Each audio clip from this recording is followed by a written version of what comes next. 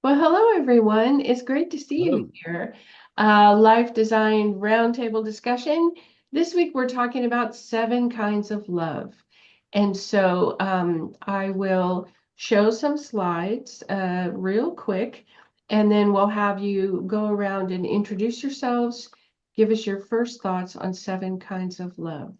So first, I will share this quick orientation about our topic today and present. Okay, there we go. Okay, 7 kinds of love.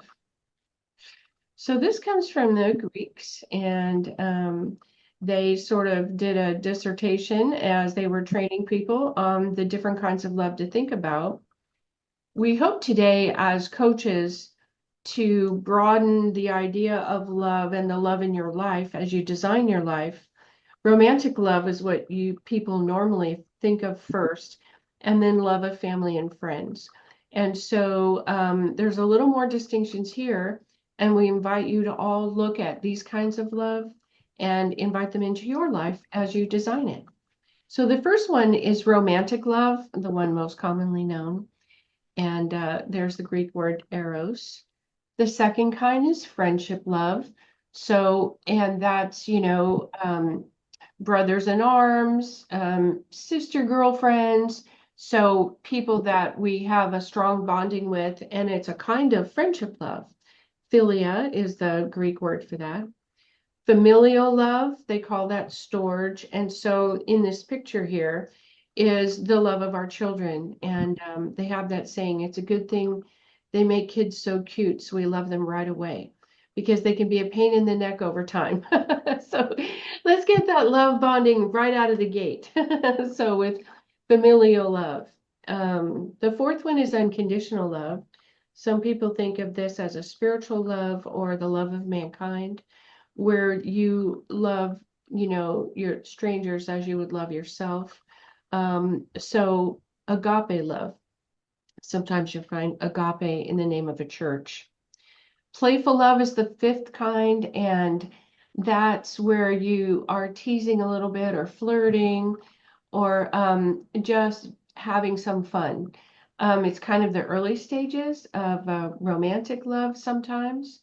Enduring love or pragma love. This is the kind of love when you see people have been married 35 or 45 years, 50 years, and they're so completely bonded in love, and they've been through a lot of chapters of life together. Enduring love. And then self-love. Philoxia, I guess is how you might say that. And that's just having the self-esteem to know that, you've been made as a human and you have the same value other humans have, and you can love yourself. So if you've been in traumatic relationships or had parents that put you down all the time or didn't value you, self-love might be one of the challenges that you get a chance to overcome. But we'll start in our conversation today about these 7 kinds of love and reflect on what works to aid your discussion. Here's some memes so we have some fun before we go to our talking. My husband thinks I'm crazy, but I'm not the one who married me. So you participated in the crazy when you married her. Here's another one. I love you so much. I'd fight a bear for you. Well, not a grizzly bear because they have claws, and not a panda bear because they know kung fu. But a Care Bear, I definitely fight a Care Bear for you. And then the last one on relationships, single, no. Taken, no. I don't know, cursed or something. Checking that box. So, okay. Brian, can we start with you? Introduce yourself and your initial thoughts Yes, on 7 kinds of love. sure. I'm Brian, co-founder of Life Designed. Little sick today. Hopefully you guys can hear me. My voice is a little worse than usual, We but can hear you. cool. So yeah, 7 kinds of love. I think that's a good way to categorize it. Although I would say it's like a number line. You can actually divide it infinitely. It just depends on how big of the cuts you want to make. So in a sense, there's infinite kinds of love because every relationship is different, right? Anytime you have a new girlfriend, new friend, or you meet a new family member or something and you feel some love, it's going to have a little bit of a different quality. So it's always unique in that way, but it's still good to establish like general categories. So I think all of these kinds of love have heavily degraded, Oh, especially in Western society, mm, for sure. And I think that has far-reaching consequences. Um, I think when we've seen the breakdown of the family, right? Tons of divorce. People don't stay close to their extended family. I think humans are supposed to live in communities, like so something that even goes beyond your nuclear family. mm. But I mean, we can't even keep the nuclear family together. So I mean, that's where we're at. That's where we're at now. And yeah, even people don't value boyfriend girlfriend relationships that much. People talk to multiple people. A lot of people lie about it now. People don't value friendship that much. All these kinds of things. Maybe self-love is the only one people value highly because there's more narcissism now. Um, I would say the rest have pretty much degraded. And it has a lot of consequences for society. Like the expectation that you could have a good, long-lasting family, a good relationship with your wife and with your kids, good friends, good relationships with extended family. I mean, that was something that made you want to like behave well in your community. That was something that motivated you to work, you know, like a lot of our trust in these things have been eroded. And so when people live in this world of they feel like they can't really count on relationships. So what's the motivation to work then? Just to make money for yourself? If you feel like you can't really have a good family, and a lot of people feel that way now. Or, what's the motivation to be a really like uplifting member of your community when you feel like no one really cares about you? This has created a lot of issues, I would say. And we need to, do something about that. I would also say because of mental health issues, relationships are much harder now. So I mean, the average person is dealing with people who have bipolar, borderline personality disorder, autism. I mean, like, depression, anxiety disorder, social anxiety disorder. I mean, and they just keep proliferating, just more and more of these conditions. So that makes it even harder to, I don't know, have good relationships last with those people because there's more issues that can pop up. Um, Another thing that's happened is a lot of the healthy values in relationships, like healthy communication, have been kind of flipped upside down and turned on their head, and they've been brought into question. There's a whole segment of the population now that doesn't even like things like healthy communication. They enjoy being toxic. They enjoy the drama. Like they'll think you're boring and lame if you're trying to establish healthy communication. So when you flip all the values on their head, everyone's kind of left in that void where there's like no guidance of traditional values. And I think that's affected a lot of people. And I think that's one reason why a lot of people don't really want to take relationships too seriously anymore because it's become like more of a minefield now that people have to navigate. People get offended very easily.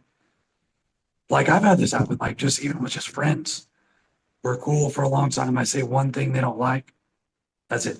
They don't want to talk to me anymore. It's such a minefield now. Like really, that's all it takes. So it kind of, what's the point? right?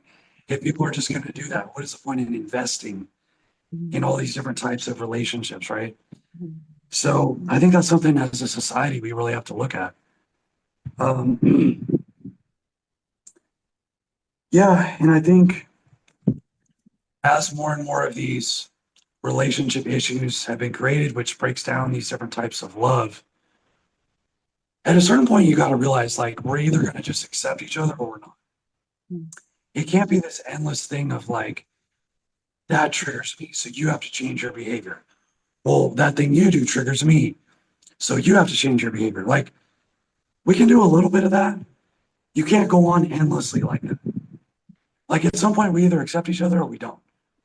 You want to be on this ride or you don't. Like, there has to be some acceptance of each other. We're all human beings. We all have flaws or traits that someone else won't like. Even if it's not a flaw, you could just have a trait that someone else doesn't like. And like, if we're not going to accept each other, there's never going to be a solid basis for like a lasting kind of relationship anyways. So I think we kind of need to start accepting each other more in some of those ways. I also think it's interesting that in the articles that you put out and in the beginning of the show, the different kinds of love, you had to go to ancient Greek words to find names for these things. And this is actually one of my criticisms of the English language.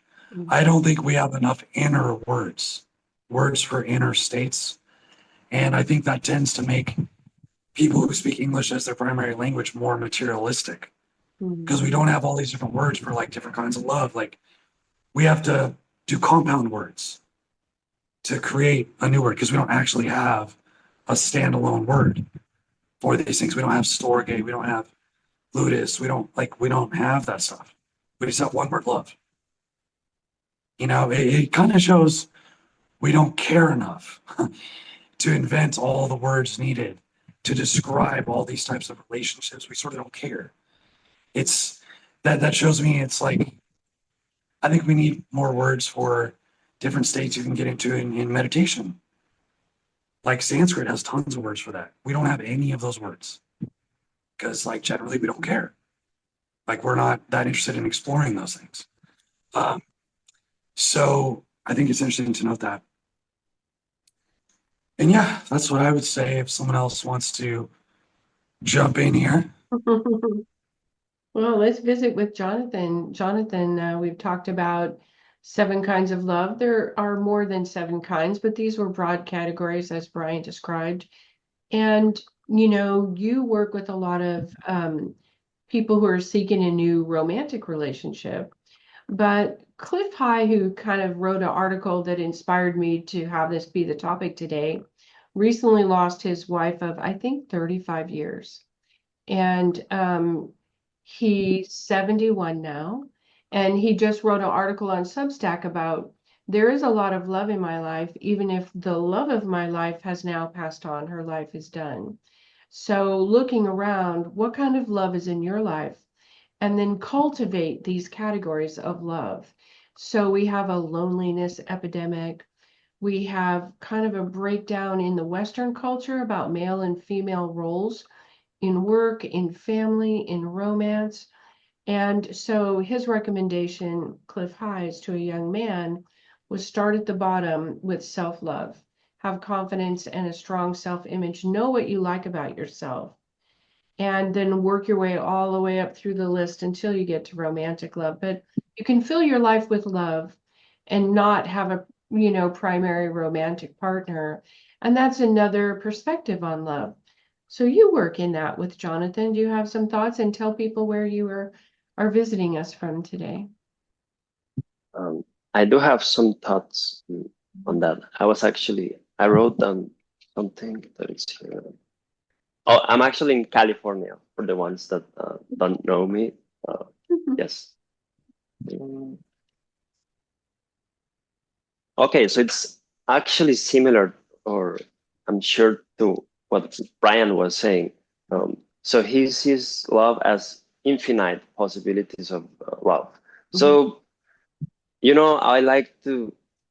I experience something, and personally, I like to explain it more, like put it more simple. So instead of like counting like infinite kinds of like love, Mhm. I came up with like my inner experience of love is just like it's like a base vibration that we are born with as babies, and then it gets fucked up with time because of the environment and because so many other um, influences. But the reality is that I see love as a quality more than anything else. Like it's something, it's like a dimension that it's always on. And then you can it depends on your capacity to access or opening yourself to that dimension. Um, it depends how loving you are going to be. Like I have seen some humans that they are exuding love from head to toes. Like their whole cells, they're loving. And you just want to be close to them and like you don't even know them, and you just feel them because they are loving, um, which is something I'm pretty sure all humans have the same capacity to develop, the access to be in that such a state. Um, so it is a fight. It's part of the process to get rid of the all of the nonsense, the programming, so that you can access on demand this dimension that is always there for you. And it doesn't matter if it's another human, an animal, or like an inanimate state object, Mhm. like anything. You Mhm. can be loving towards a tree, you can be loving towards a dog, you can be loving towards your mother-in-law, you Mhm. name it. It doesn't matter. Um, and to your car, like you can have a love affair with your car actually, and it's true. So it's just like a vibe. It's a dimension, like a vibration that it's that we can always access, and then it just depends on how much you develop your capacity to access it. It will determine how loving you are walking around in the world and how the universe is going to react to that, because everything reacts to it. Even the things that are not breathing, they also play a role. So it's interesting. That's how I see the experience of love. Thank you so much for sharing. I know I've seen the memes where they say, let's hope that one day a man looks at you the way this man looks at his rebuilt roadster. You know, yeah. So The love affair. you can see the love, and it's like, oh, yeah, maybe he'll look at me that way one day.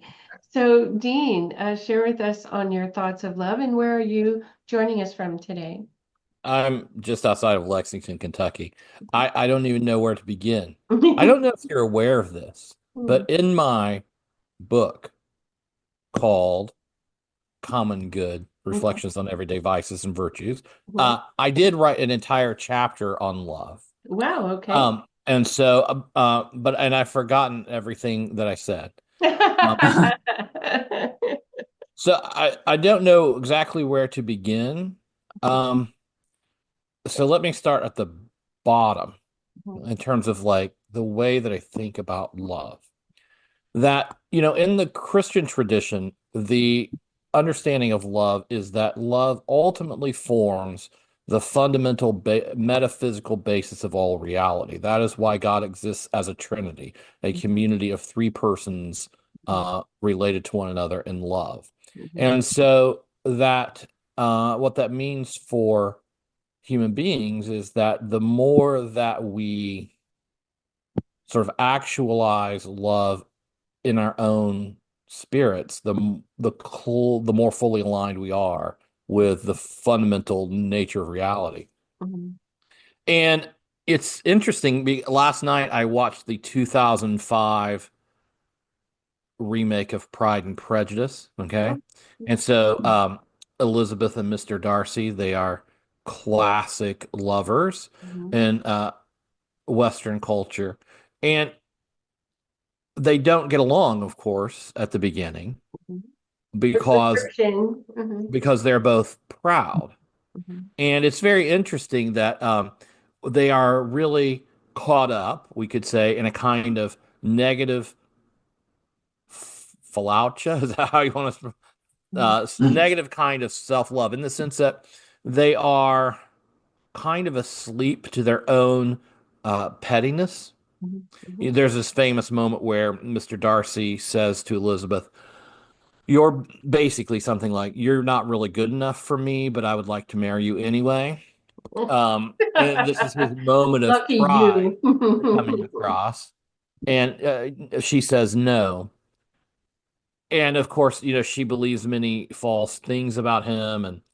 And the part of the reason that we as readers love that story is because it's a very human story of two people sort of overcoming themselves and being rewarded with a kind of what begins as erotic love, and we sort of assume will grow into long-term pragmatic love. But that's only possible because both of them come to their sort of moment of repentance, of another Greek word, right? Metanoia, turning around.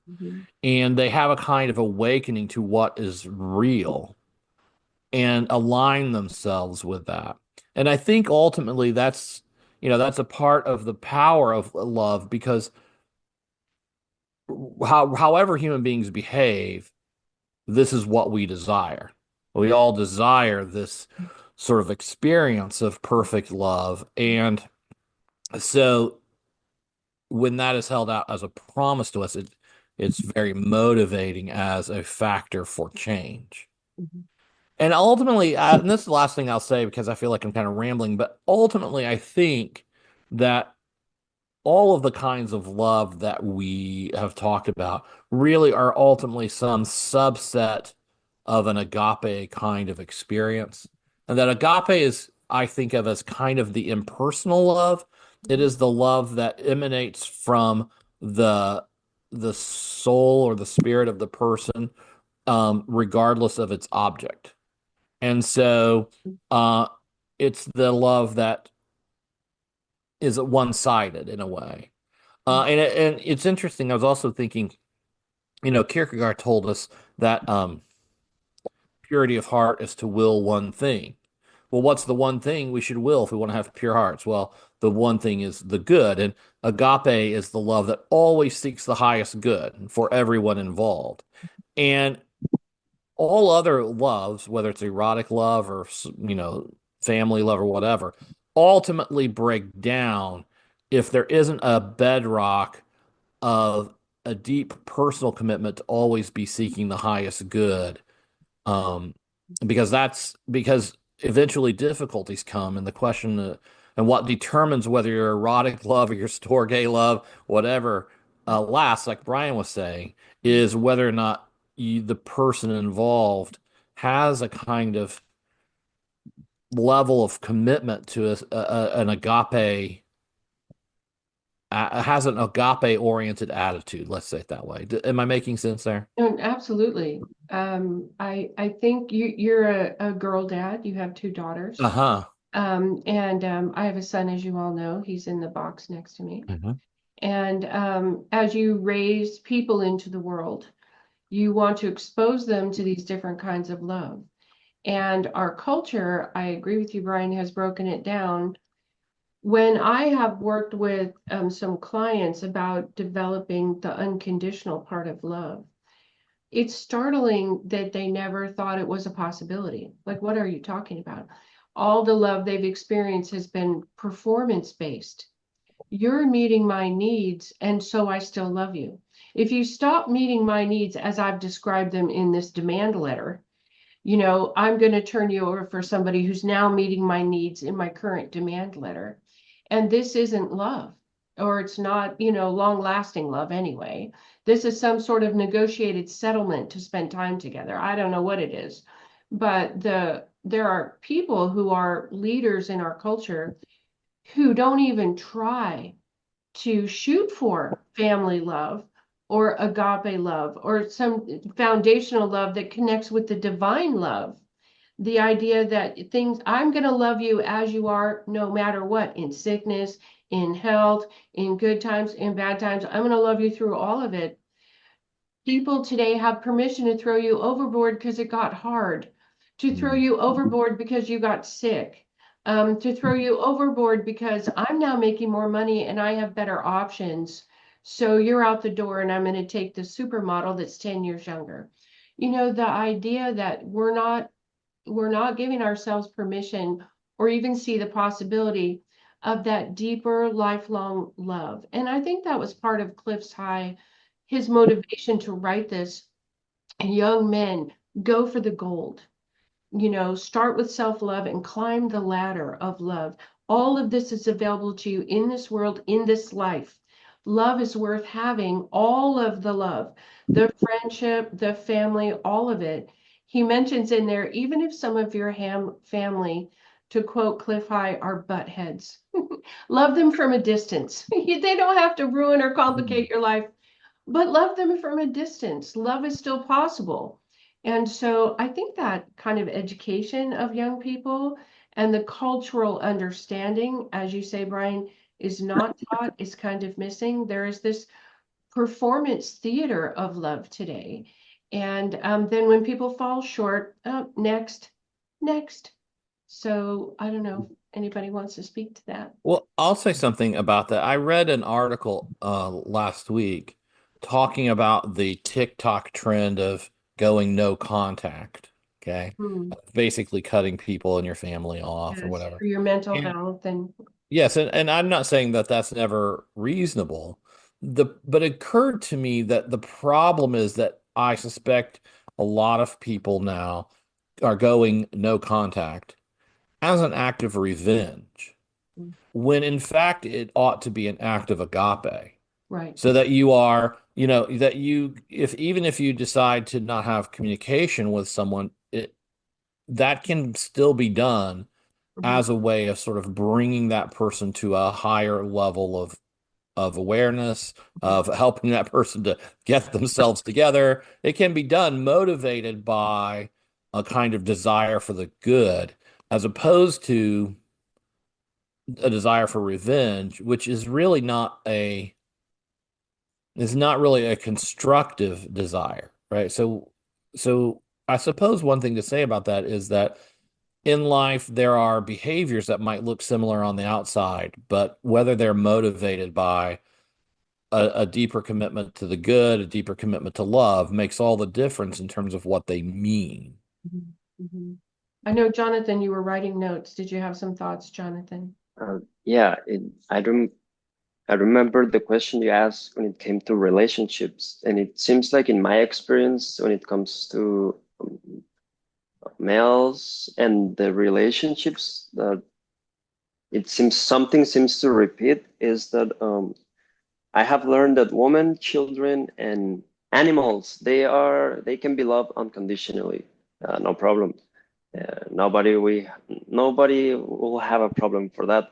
But with men, it gets tricky because uh, your mom will love you unconditionally, yes, but your wife will not, and that's when it gets tricky.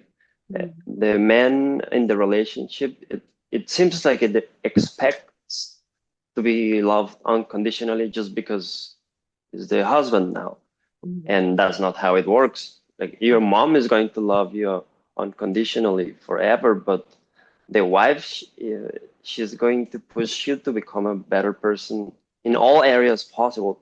So that is something to keep in mind. The wife is not designed to provide you with all these extra needs, because she will be like, hey, I love you, but there's something missing, and that's when the relationship goes the wrong way. Uh, yeah. So that was when it comes to relationships. That's a good point. Also, if there's a family member watching, I love you from very, very far away. That's the best way. Yes, well, I think we do have to manage boundaries. I mean, it doesn't mean we don't manage boundaries. And if someone is actively doing harm, I've had family members actively do me harm, then you create arm's length distance and you say, well, I'm going to have to love you from, far away. You think it's okay to do me harm.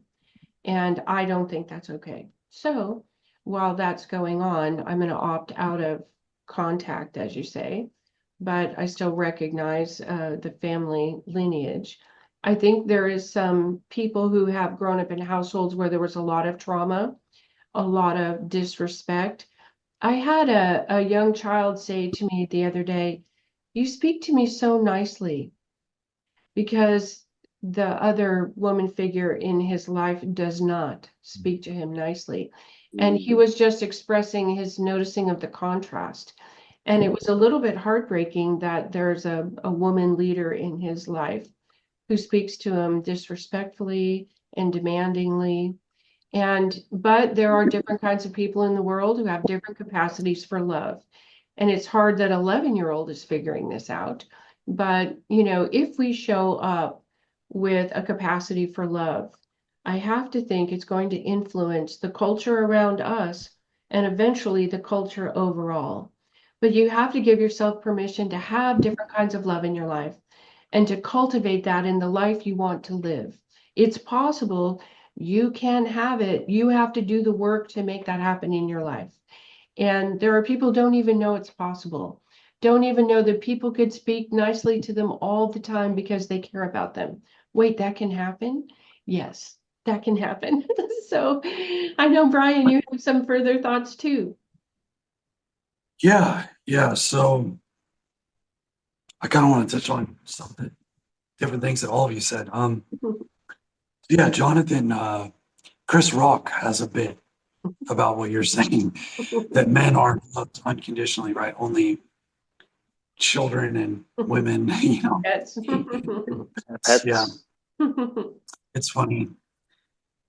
Yeah, and I actually think a lot of people have a fear of love now.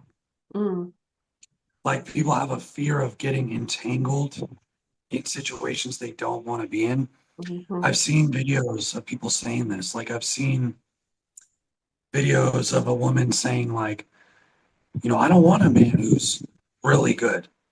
She's like, that means I have to step up and be really good. I don't want to do that.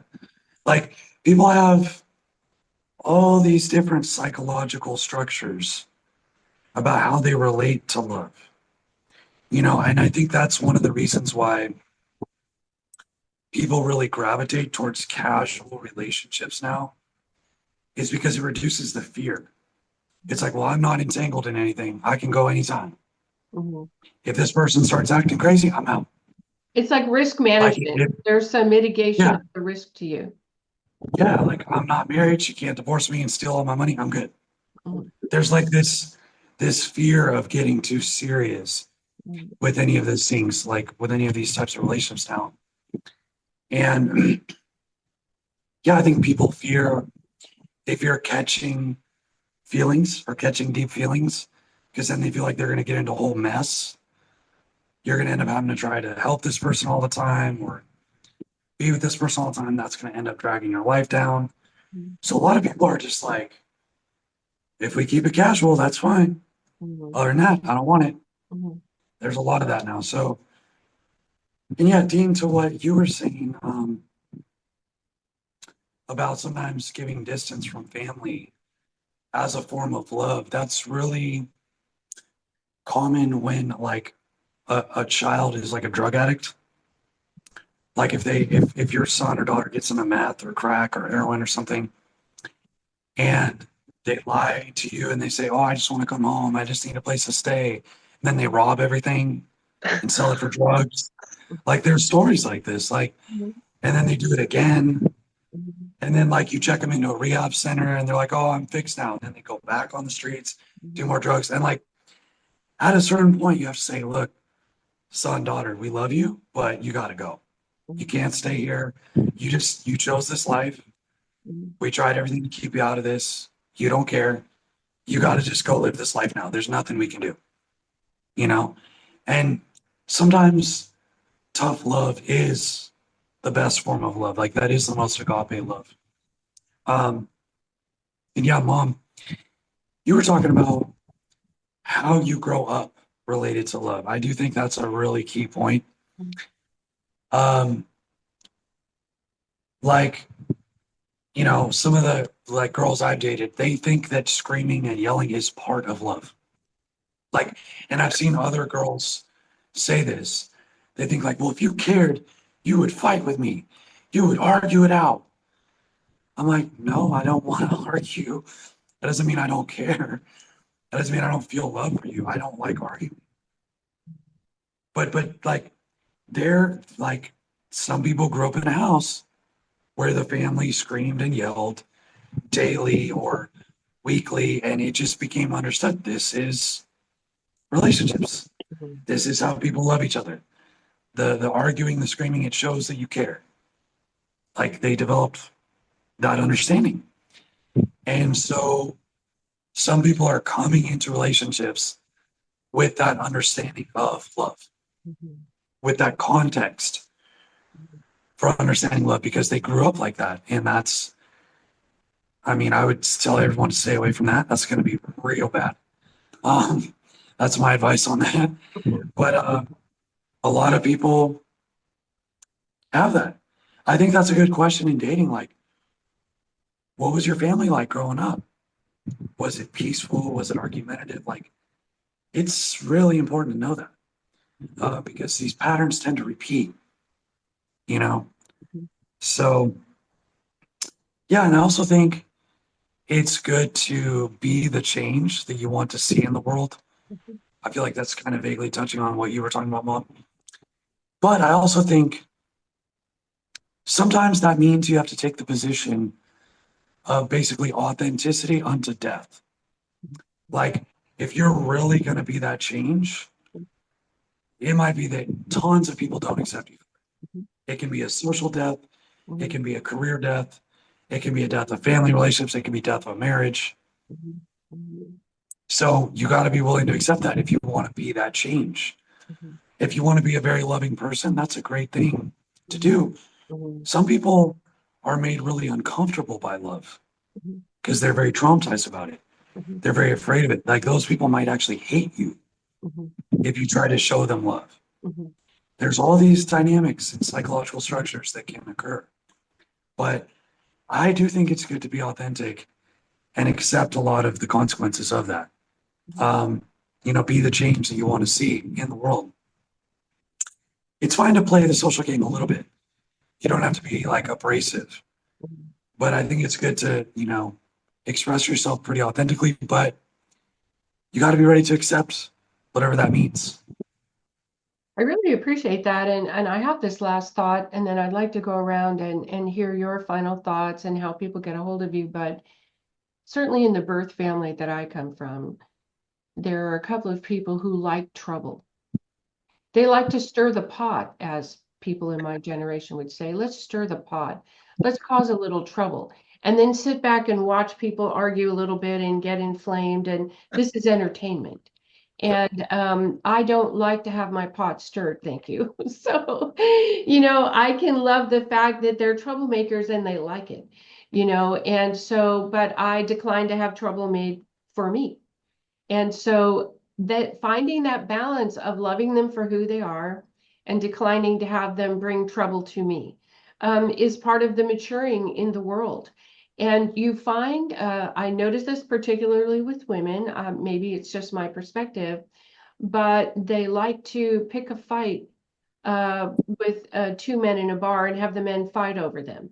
And then one of them goes to jail and he thought he was being an honorable white knight, and now he's doing 5 years. And so because they got into a bar fight to please the wandering eye of some woman. And so, or they like to be flirtatious, or they like to have a little something on the side in the event that the current relationship doesn't work out. Well, they've got two stringers they can choose from. There are men who like to have a side girl or a side chick because the same reason, if this one starts to come apart, plan B is in the wings. And so there are people who find it's more spicy, it's more interesting, it's more entertaining to live like this. And those people they can design their lives like that, and they do. I design my life free of that. But just understanding the different kinds of people go, oh, you really like that. You like to step out a little bit. You like to try to make me jealous. And I'm okay with that. We're going to play that flirtatious game. Or no, thanks. Go make somebody else jealous. I'm looking for something longer term and more solid. Whatever your choices are legit choices for you. But coming to an understanding of how people are engaging in love, especially when you want to love them in an agape way, a friendship way, whatever that looks like. Um, to each his own, but you can design a life for whatever part of that you want. So, Dean, why don't you tell us your final thoughts and how people get a hold of you, and we'll go around the table. I think part of the point we're making is that really there is a profound connection between one's character and the quality of one's loving relationships. And you're talking about people who like drama versus people who don't, Mhm. which is probably, I suppose that's true. The people who suffer are the people who create drama and long to not have it, Mhm. right? Mhm. And I think in terms of a final thought is that if you want your loving relationships to really be loving and more or less drama free and deep and be characterized by a kind of agape foundation toward one another, you have to be the person who could have that kind of relationship. Mhm. And many people long for relationships that they themselves are not the kind of people who could have the relationship they long for. And so I think in terms of final thoughts is that if you are dissatisfied with the quality of your relationships, that may be a sign that you need to up your own level of integrity. Mhm. Very Worth thinking good. How do people get a hold of you? At Dean Abbott on Twitter or just deanabbott.com. Great. We'll put that in the show notes so people can reach out. And Jonathan, do you have some final thoughts and let us know how to get a hold of you? Yeah, to what Brian was saying of some humans being afraid of love. Mhm. How can they not remember this guy that was crucified because of he was promoting love? That's what happens sometimes. Mhm. Mhm. So no wonder why it's scary, because it's power. Mhm. Love is, in my experience, when you are in love or when you feel love, is powerful, and most humans they have no idea what to do with it. They go crazy, um, destructive in most cases. There's also another thought. Uh, there's a trap sometimes that people confuse love with their ego. They want to be like the most loving just for the sake of I am going to be the most loving. So I have seen that trap subconsciously playing all over the place. So let me tell you something. You cannot be the most loving because I am. You can't. You can't. Stop. You see, that is settled. But you know what I mean? So it's a trap. So you have to be careful not to fall on the trap. And that's what we are here for. You can find me on alivedesign.org. Also, Jonathan R. Coaching on Instagram, TikTok, and jonathanrcoaching@gmail.com. Great. Oh, we'll put that in the show notes. Thank you so much. And Brian, your final thoughts and how people get a hold of you.